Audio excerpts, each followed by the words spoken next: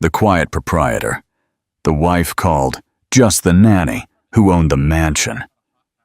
What happens when the person you promise to love, honor, and cherish dismisses you in front of the world as nothing more than the hired help?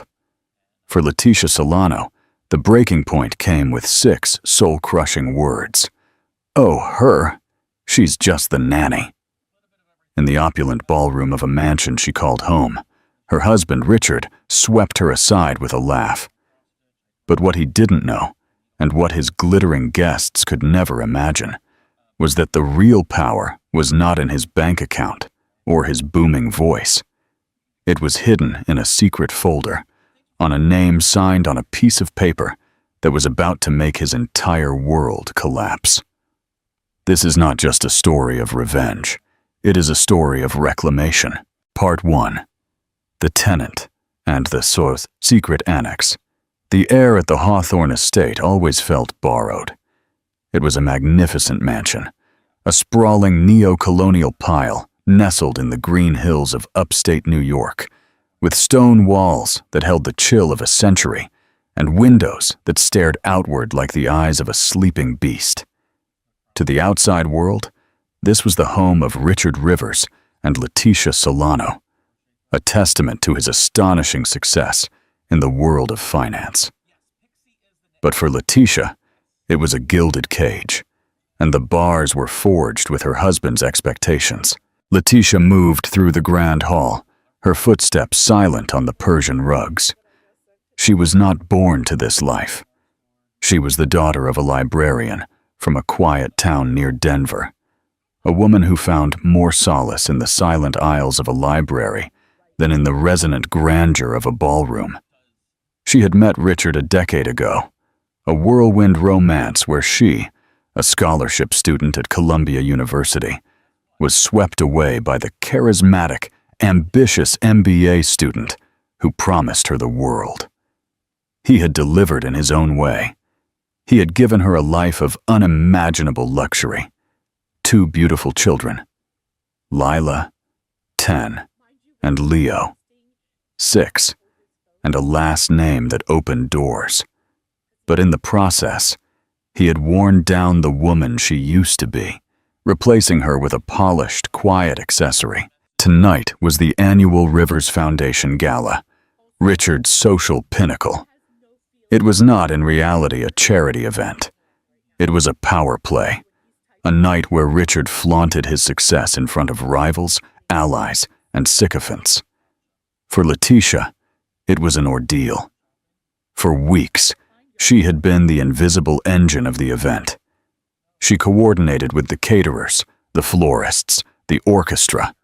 She selected the champagne vintage and approved the 7-course menu.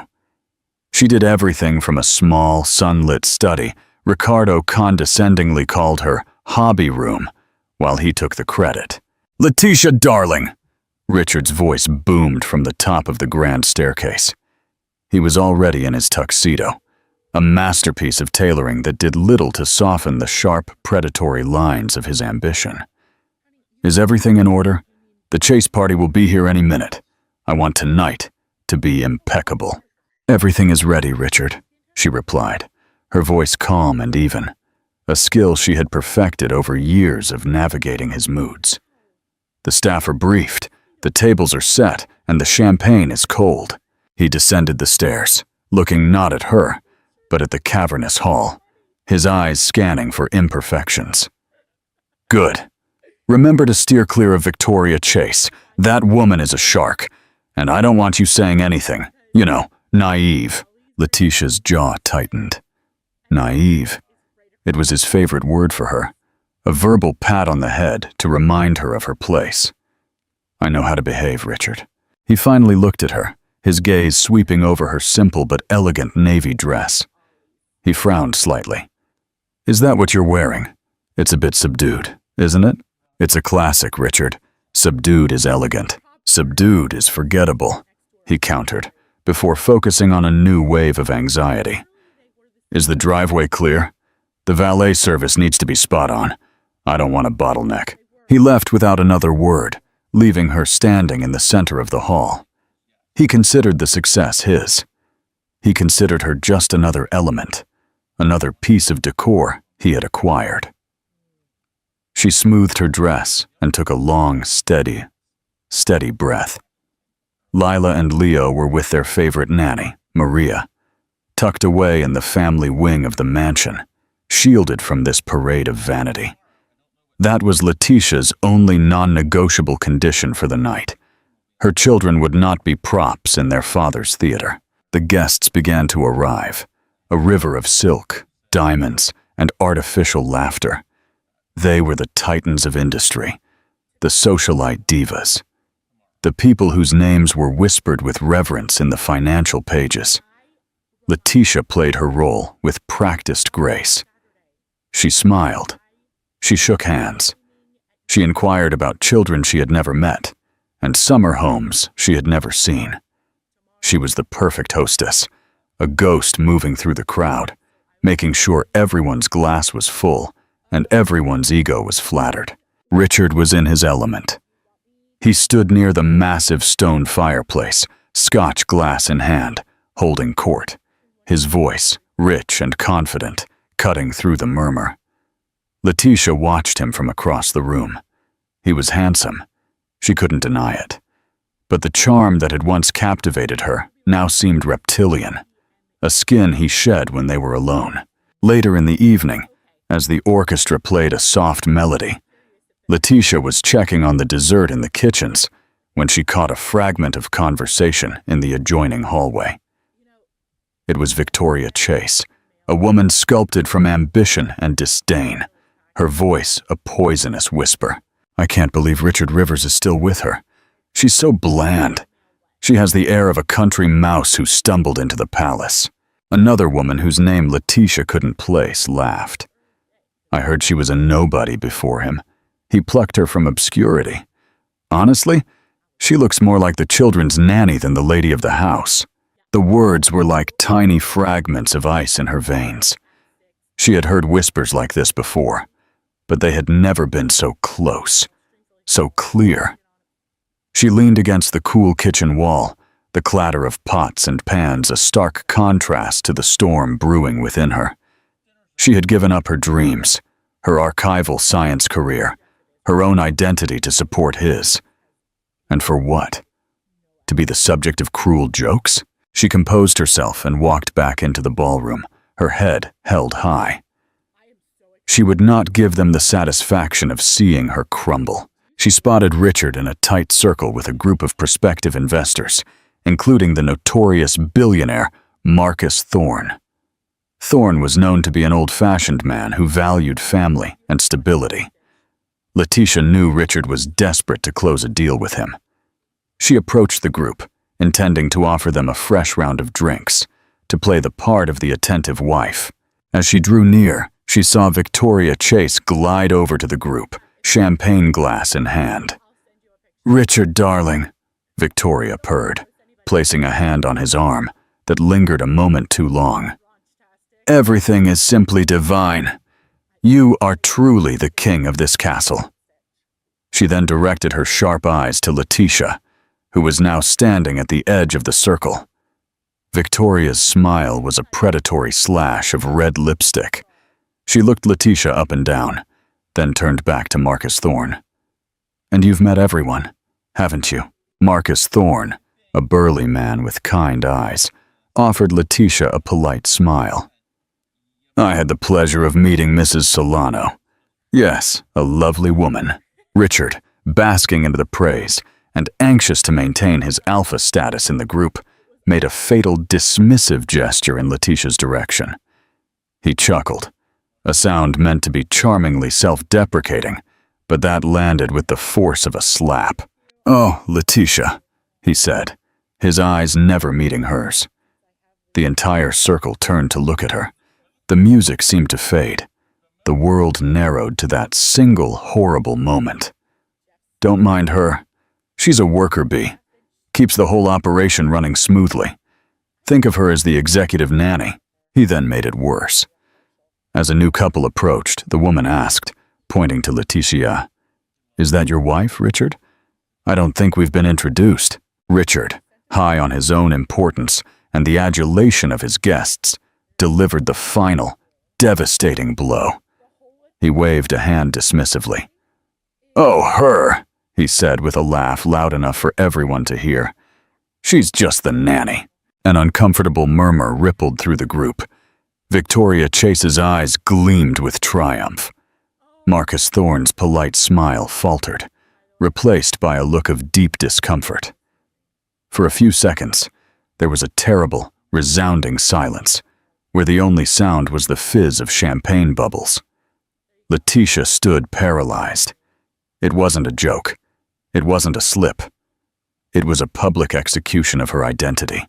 Every sacrifice she had made, every lonely night she had endured, every condescending comment she had swallowed, it all converged into a single, unbearable pressure point. He had not only insulted her, he had erased her. In his world, in this house, she was nothing more than the help. Something inside her, something long dormant, snapped. The pain, white-hot and stinging, was there.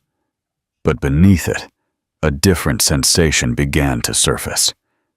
It was a cold, clear, unyielding rage. It was not the explosive, fiery anger of a tantrum, but the deep, tectonic fury of a woman who had finally been pushed too far.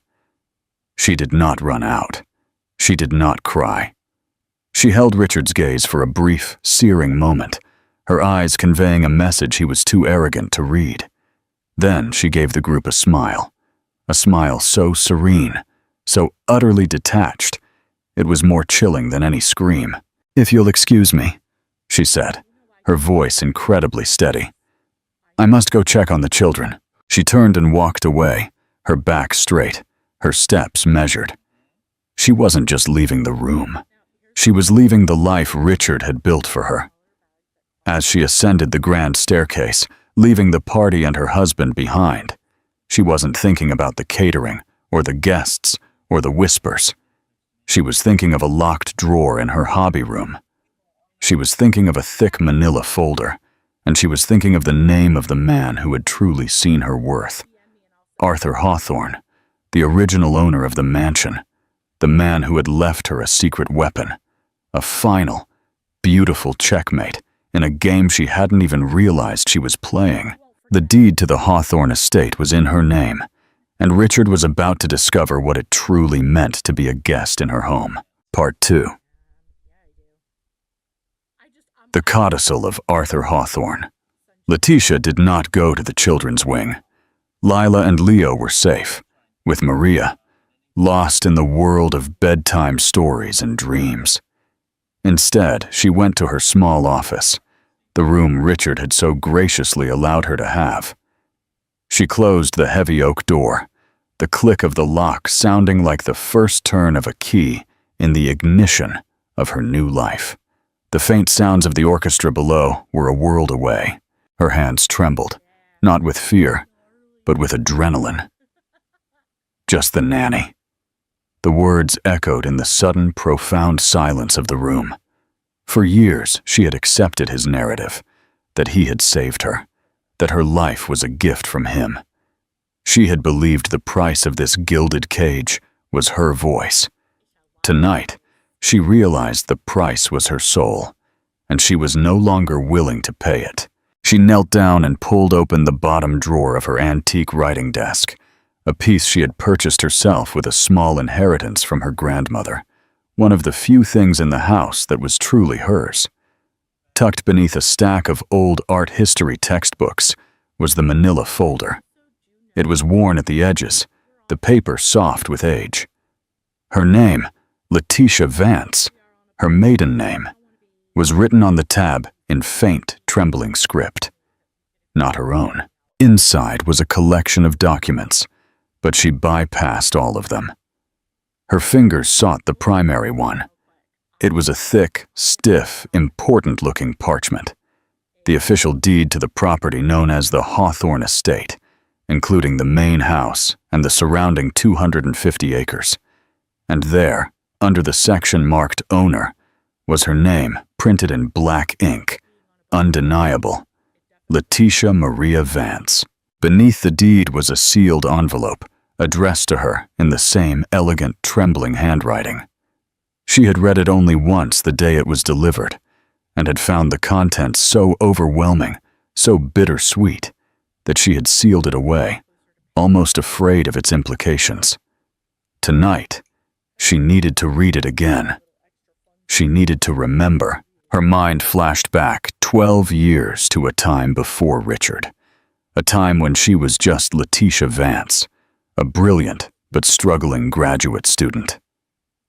To pay for her studies at Columbia, she had taken a job as a companion and archivist for a reclusive, fabulously wealthy elderly man, Arthur Hawthorne. Arthur was the last of his lineage, a childless widower, living out his final years in the very mansion she now called home. He was grumpy, brilliant, and profoundly lonely. The world saw him as an eccentric hermit, but Letitia saw a man with a deep love for history, art, and quiet integrity. He hired her to organize his massive personal library, a task that was more a ploy for company than a genuine need for an archivist. They spent hundreds of hours together in the dusty, sun-drenched library of the Hawthorne estate. He told her stories of his life, of the changing world, of the paintings that adorned his walls. He taught her about finance, not the predatory kind Richard practiced, but the patient, value-based investing of a bygone era. He, more than anyone, saw the sharp, inquiring mind beneath her quiet exterior. "The world is full of noisy men, Letitia," he had told her one day, his voice a hoarse whisper, looking out over his estate. "Men who mistake volume for value. They build empires on sand and call them fortresses. The trick is to have your foundation on solid rock and build it so quietly they don't even know it's there until the storm hits." When Arthur's health began to fail, Letitia became his primary caregiver, a role she took on with genuine affection. It was during this time that she met Richard, who was a junior associate at the firm, managing a small part of Arthur's vast estate. Richard was charming, attentive, and deeply impressed by her proximity to such wealth. Looking back, Letitia could see the early red flags. His questions were always about Arthur's net worth, about the value of the art, about the estate. At the time, blinded by what she thought was love, she saw it as ambition. Arthur saw it for what it was. "He looks at this house the way a wolf looks at a sheep," Arthur had warned her, his frail hand covering hers. "Be careful, dear. Men like that don't acquire things. They consume them, and they consume people, too." She had defended Richard, assuring Arthur he was different. Arthur had simply patted her hand and said, "I hope you're right. But hope is not a strategy. One must always have a fortress." Arthur Hawthorne passed away peacefully a few months later. In his will, he left a generous but not extravagant sum to Letitia, enough to finish her studies and live comfortably. The bulk of his fortune went to establishing a new wing at the Metropolitan Museum of Art. The house and its contents were to be sold, and the proceeds would fund the endowment. What Letitia didn't know, what no one knew except Arthur's most trusted attorney, a quiet man named Samuel Durrance, was that there was a secret annex to the will, a codicil. Letitia opened the letter in her office. Arthur's words seemed to lift from the page, his voice ringing in her memory. "My dearest Letitia, if you are reading this, then I am gone, and you are likely feeling a little lost. I write to you because you were the only person in my final years who saw a man, not a bank vault. You shared your intellect, your kindness, and your time, none of which had a price, and all of which was invaluable. I have left you a sum in my public will, but I have also made a private provision. I worry about you, dear. You have a good heart. which in this world can be a liability. That young man, Richard Rivers, has the scent of ambition, and it is a scent that often sours into greed. He wants this house, I know. He talks about it as if it were his birthright, and perhaps one day he will have the means to acquire it. That is why I have made a rather unusual arrangement. I have instructed my counsel, Mr. Durrance, to use a separate private trust to anonymously purchase the Hawthorne estate when it comes up for market. He is then directed to sign the deed over to you, Letitia Vance. The house is yours. It was always meant for someone who appreciated its soul, not its square footage. Let Richard believe he's the king. Let him build his empire of sand within these stone walls. This house, this land, this rock-solid foundation, it is your fortress. If ever the day comes that you need to remind him and the world who you are, this deed will be your voice. Do not use it out of spite, but out of necessity. Use it to protect yourself and your future. Use it to be free. You are not naive, Letitia. You are kind. Do not let anyone convince you they are the same. Yours in memory, Arthur Hawthorne. Tears streamed down Letitia's face, not of sadness, but of deep, heartbreaking gratitude. Arthur had seen everything. He had predicted the storm. He hadn't just given her a house. He had given her a lifeline, a secret power held in reserve for the exact moment she needed it most. For 10 years, she had lived in this house as a guest, deferring to Richard on every decision, when he proudly announced 6 years ago that he had finally raised the capital through leveraged loans and deals to buy the Hawthorne estate, his final trophy. She had played the role of the surprised and delighted wife.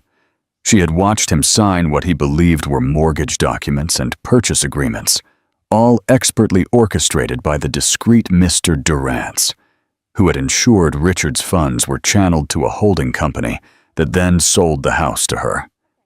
In reality, Richard had been paying a private loan to a trust Arthur had established, a trust Letitia now controlled. He hadn't been building equity. He had been paying rent. The sheer, brilliant audacity of Arthur's plan was breathtaking. He had given Richard the illusion of ownership, knowing his ego would never allow him to examine the details too closely. Letitia wiped her tears, and a new resolve hardened her features. The time for quiet acceptance was over. Arthur had given her a fortress, and tonight, Richard had laid siege to it. She picked up her phone and found the number for Samuel Durrance, the lawyer she had held on to all those years. It was past midnight, but the card he had given her read, "Call any time, day or night." The phone rang twice before a calm, elderly voice answered. "Durrance, Mr. Durrance," Letitia said, her voice slightly shaky but clear. "It's Letitia Solano, Letitia Vance." There was a pause on the other end, and then a gentle understanding. "Mrs. Solano, I must confess, I wondered if I would ever receive this call. Is everything all right?" "No," Letitia said, looking at the deed on her desk. "No, it is not, but it is about to be." She took a deep breath. "Mr. Hawthorne mentioned a storm. I believe the first rains have begun." "I see," Durrance replied, his voice calm and reassuring. "Your instructions in that event were very clear. The first step is to secure you independent counsel, someone of our choosing, not your husband's. She is the best. Her name is Evelyn Durrance. I will have her contact you first thing in the morning. Do nothing until you speak with her." "And the second step?" Letitia asked. "The second step," Durrance said, with a hint of satisfaction in his voice, "is to let the storm break." When Letitia finally went to bed, Richard was passed out, smelling of expensive scotch and self-satisfaction. He hadn't even noticed her absence. She lay beside him in the darkness, staring at the ceiling, the legal document a ghost brand in her mind. She was no longer Letitia Solano, the timid wife. She was Letitia Vance, the rightful owner of the Hawthorne estate, and the man sleeping next to her was nothing more than a tenant. An eviction notice was long overdue. Part 3. The eviction and the final revelation. The morning after the gala, the atmosphere at the Hawthorne estate was thick with unspoken tension. Richard nursed a hangover with black coffee and a terrible temper, grumbling about the valet service's poor performance and the lukewarm applause for his speech. He made no mention of the nanny comment, treating it as if it had never happened, his standard procedure for any transgression. Acknowledging it would be admitting fault. Letitia, however, was a different woman. The deference was gone, replaced by a quiet, unsettling calm. She served the children breakfast, her movements precise and deliberate. When Richard snapped at her to have his suit for the day pressed, she simply replied, "The staff can handle that," without looking up from buttering Leo's toast. Richard paused, his coffee cup halfway to his lips. He wasn't accustomed to this tone. It wasn't defiant. It was dismissive. "What is wrong with you this morning?" he grumbled. "Just busy, Richard," she said, finally meeting his gaze. Her eyes were clear and steady, and for the first time, he seemed to see a stranger looking back at him. He felt momentarily unnerved, but quickly attributed it to post-party fatigue. At precisely 9:00 a.m., Letitia's phone buzzed. A blocked number. She excused herself and took the call in her office, locking the door behind her. "Is this Letitia Solano?" The voice was female, crisp, and professional. "Yes, it is. My name is Evelyn Durrance. I'm an attorney. Samuel Durrance asked me to reach out. He suggested you might be in need of legal counsel." Letitia felt a wave of relief. "Yes, thank you for calling. Mr. Durrance has already forwarded me the relevant documents regarding the Hawthorne Trust and the deed to your property. I've reviewed them. It is, if I may say so, one of the most brilliantly executed estate plans I've ever seen. You are in an exceptionally strong position, Mrs. Solano. The question is, what do you want to do with it?" Letitia looked out the window at the rolling lawns of the estate. "I want him out," she said, the words tasting like freedom. "I want a divorce. I want to protect my children and secure my future, a future that does not involve him." "Very well," Evelyn replied. "Then we proceed with a leverage strategy. We don't show our cards until the perfect moment. Does your husband have any pressing financial business right now? Any venture that makes him particularly vulnerable?" Letitia's mind immediately went to the Marcus Thorne deal, the billionaire from the party. Richard had been obsessed with it for months. It was a massive international real estate development project that required a huge amount of upfront capital. Richard's firm was over-leveraged, and he was personally guaranteeing a significant portion of the loan. "He's trying to close a deal," Letitia explained. "He needs to secure a bridge loan of over $50 million. He's been boasting that the only reason the bank is considering it is because he's using the house as collateral. He calls it his rock-solid asset." There was a sharp intake of breath on the other end of the line, followed by what sounded suspiciously like suppressed laughter. "Oh, that is perfect. Absolutely perfect. He's trying to borrow against an asset he doesn't own. That is bank fraud, Mrs. Solano." The word hit Letitia hard. Fraud? This was more serious than she had imagined. "What do we do?" she asked. "We do nothing. We wait for him to make his move. The bank will conduct its own title search as part of its due diligence. When they do, the name they find will not be Richard Rivers. Let the bank discover the truth for us. In the meantime, live your life. Do not engage with him. Do not argue. Be polite. Be distant. And let him unravel on his own." For the next 2 weeks, Letitia followed Evelyn's advice. She existed in the house like a ghost, a polite stranger who shared a roof with Richard. The change was palpable. She stopped managing his social calendar. She stopped reminding him of his appointments.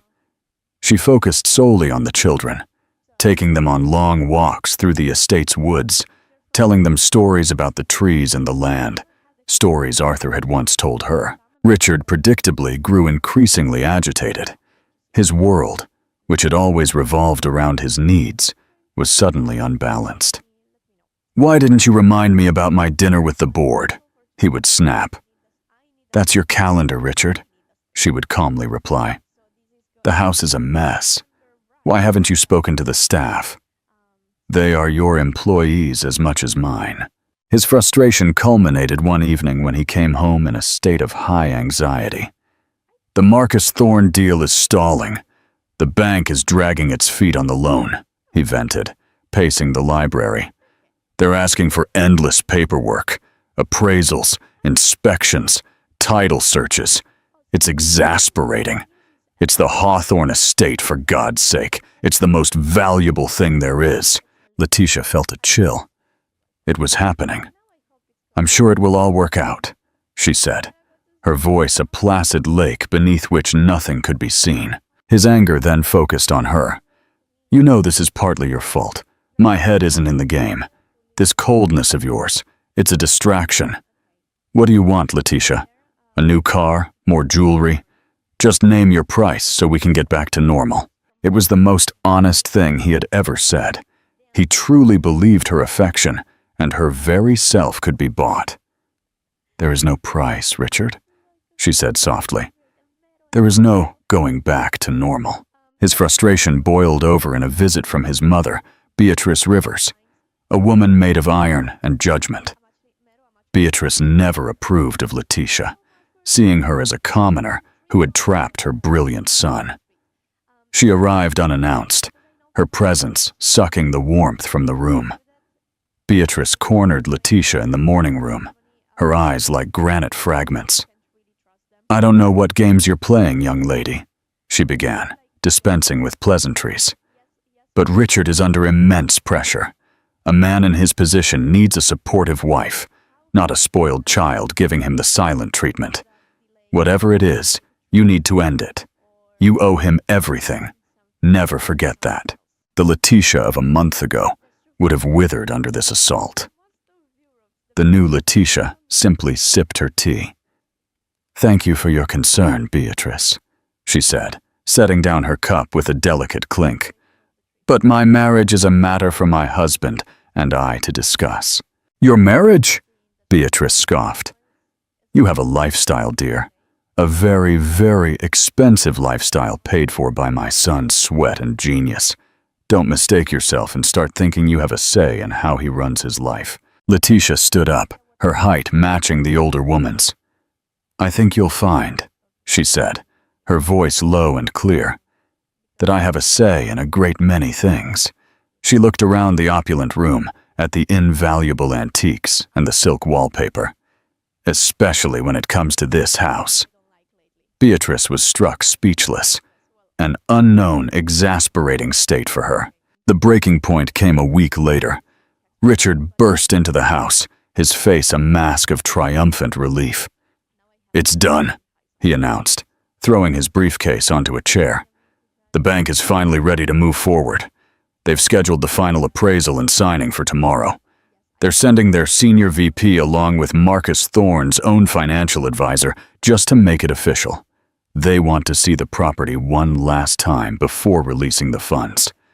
He grabbed Letitia by the shoulders, his eyes manic with energy. "This is it, Letitia. This deal will catapult us into the stratosphere.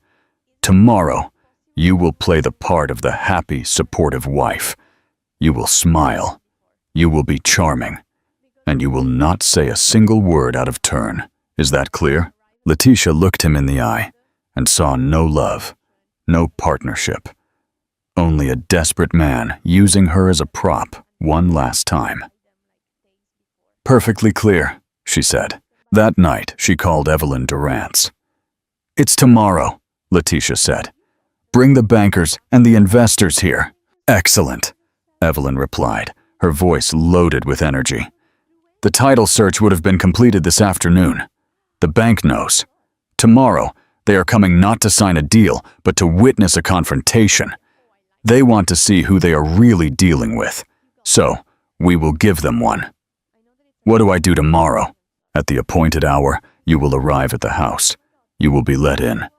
And then, Mrs. Solano, we let the storm break. The next day dawned bright and clear, a perfect autumn morning that stood in cruel discord with the tempest brewing inside the Hawthorne estate. Richard was a whirlwind of nervous energy, barking orders at the staff and changing his tie 3 times. He wanted the house to look like a fortress of wealth and stability, a physical manifestation of his own success. Letitia, make sure there are fresh flowers in the Great Hall, he ordered. And for God's sake, wear that diamond necklace I bought you. Look the part. Letitia moved through the morning in a state of surreal calm. She dressed not in the flashy jewels Richard demanded, but in a simple, elegant cashmere dress in a deep forest green. It was a color Arthur had always said brought out the intelligence in her eyes. She felt armored in it. At 2:00, 2 black sedans crunched on the gravel driveway. Richard rushed out to meet them, his face stretched into a pained smile. Out stepped Marcus Thorne's advisor, an elegantly dressed woman named Mrs. Albright, and 2 grim-faced senior bankers, a Mr. Henderson and a Mr. Cole. Richard ushered them inside, his voice a resonant symphony of false bonhomie. "Welcome, welcome, welcome to my home," he declared, sweeping his arm to encompass the majestic grand hall. As you can see, a solid rock foundation. Letitia watched from the top of the stairs. Henderson and Cole exchanged a brief, almost imperceptible glance. "An impressive property, Mr. Rivers," Mrs. Albright said, her tone neutral.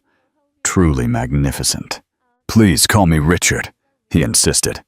"Allow me to give you the grand tour before we sit down to sign the final documents. Every inch of this place tells a story." As Richard began his pompous tour, pointing out paintings he couldn't name and architectural features he didn't understand, Letitia descended the staircase. Her steps were silent, but her presence was immediately felt. The bankers and Mrs. Albright turned to her, their expressions a mixture of curiosity and anticipation. Richard, annoyed by the interruption, shot her a look of pure fury. He tried to mask it with a laugh. "Ah, here is my wife, Letitia, always making sure things run smoothly," he declared. He turned to her, his voice a low, menacing whisper meant only for her. "Go see to the refreshments." Letitia ignored him. She walked directly to the group and extended her hand to Mrs. Albright. "It is a pleasure to see you again, Mrs. Albright. Mr. Henderson, Mr. Cole. I am Letitia Solano. Thank you for coming." The men shook her hand, their grips firm and respectful. The power dynamic in the room had subtly shifted. "Actually, Richard," Letitia said, her voice clear and strong, ringing through the cavernous hall. "Before you continue the tour of my house, I believe there is one more guest arriving." As if on cue, the heavy oak door swung open. A woman stood there, serene and confident, holding a leather brief. She was in her early 40s, with sharp eyes and an air of absolute authority. "Evelyn Durrance," she announced, walking in. "I am here as counsel for the owner of this property." Richard stared, his face a comical mask of confusion. "Owner? I am the owner. Who the hell are you?"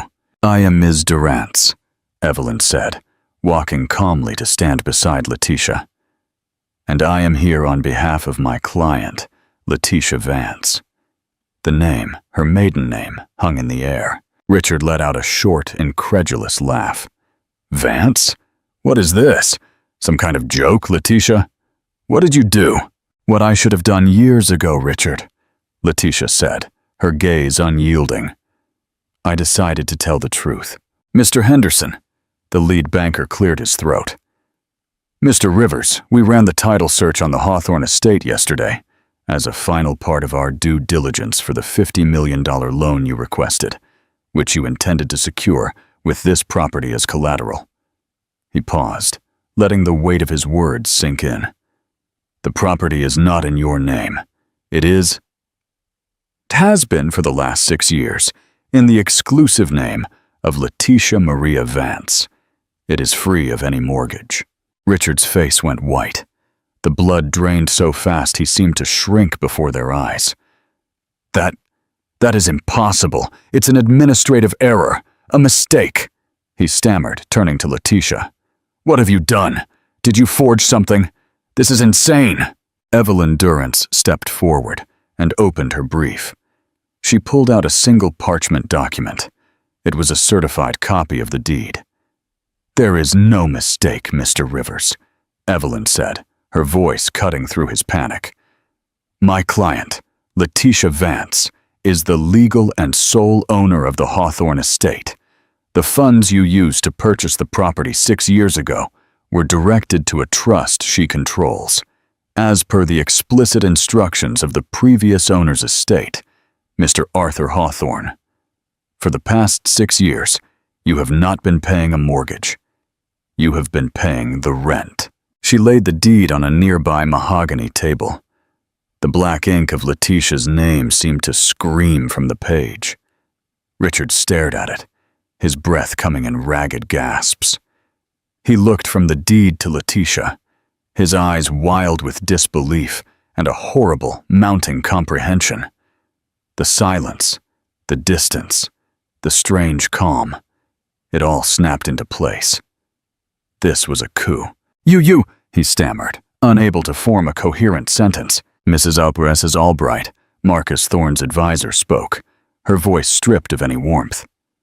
Mr. Rivers, attempting to secure a $50 million loan against an asset you do not own constitutes bank fraud. Marcus Thorne built his reputation on integrity and sound business. We will, of course, withdraw from the development project immediately. Our relationship is terminated. Mr. Henderson nodded. As is your line of credit with our institution. We will require repayment of all outstanding loans. I expect our legal team to be in touch with you by the end of the day. The entire edifice of Richard's life, his career, his reputation, his self-worth, crumbled into dust in the span of 30 seconds. He had lost the deal, lost his bank, and faced financial ruin and potential criminal charges. He finally directed all his venomous rage at Letitia. You traitor, he snarled, taking a step toward her. After everything I gave you, I pulled you out of nothing. You gave me nothing, Letitia replied, her voice ringing with a power no one in that room had heard from her before. Everything I have, I earned. This house was a gift, a kindness from a man who saw my worth. Where you only saw an accessory. You didn't pull me out of nothing, Richard. You tried to turn me into nothing. You stood in this very hall 2 weeks ago and called me just the nanny in front of your friends. She took a step forward, closing the distance between them. Well, the nanny owns the house. The nanny owns the land your feet are standing on, and the nanny is telling you your tenancy is over. The bankers and Mrs. Albright, having witnessed the full detonation, quietly excused themselves. This was a family matter now, and their business was concluded. Evelyn Durrance remained as a silent, powerful guard by Letitia's side. Richard stared at her, his face a twisted wreck of fury and humiliation. The king was deposed. The castle was not his. He was no longer the master of the universe. He was just a man standing in his ex-wife's hallway, about to be homeless. Part 4. The reclaimed home and the new dawn. The moment the heavy oak door closed behind the bankers, the last vestiges of Richard's composure shattered, his face contorted into a mask of pure rage.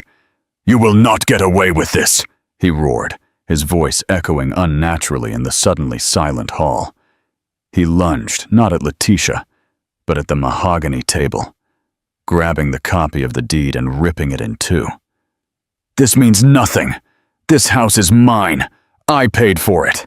Evelyn Durrance did not flinch. "Tearing up a copy changes nothing, Mr. Rivers," she said, her voice as sharp and cold as ice. "The original is in a bank vault. And as for what you paid, my client is prepared to consider that rent for the 6 years you enjoyed living on her property. A property, I might add, you have allowed to fall into some disrepair, which we will factor into our divorce settlement." "Divorce!" He spat the word like venom. "You think I'm going to walk away from my life, from my children?" "They are my children, Richard," Letitia said, her voice steady, cutting through his tirade. "And they will stay here, in their home, with me. You will not take my children," she shouted. Evelyn Durant stepped forward, her presence towering. "I advise you to think very carefully about your next words, Mr. Rivers. My client is being exceptionally generous. She could press charges for bank fraud. She could sue you for the emotional distress and public humiliation you have subjected her to for years.